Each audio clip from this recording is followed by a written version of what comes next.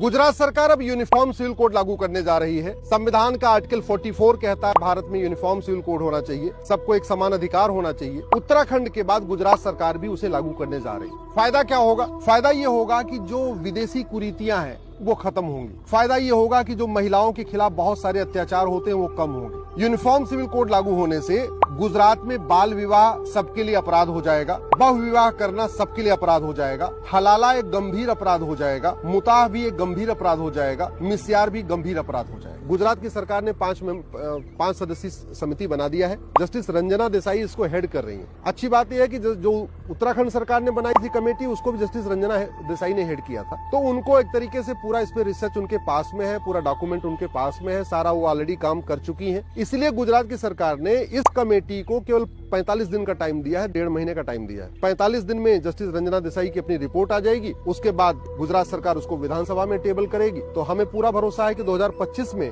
गुजरात में भी uniform civil code लागू हो जाएगा और भारत में उत्तराखंड के बाद गुजरात दूसरा राज्य होगा जो यूनिफॉर्म सिविल कोड लागू करेगा। और जब इन 2 राज्यों में आ जाएगा तो ये भी हो सकता है कि कल को फिर बाकी राज्य लाएं और सीधे सीधे इसको पार्लियामेंट में इंट्रोड्यूस करके पार्लियामेंट से सीधे पास करा दिया जाए और पूरे देश में लागू हो जाए।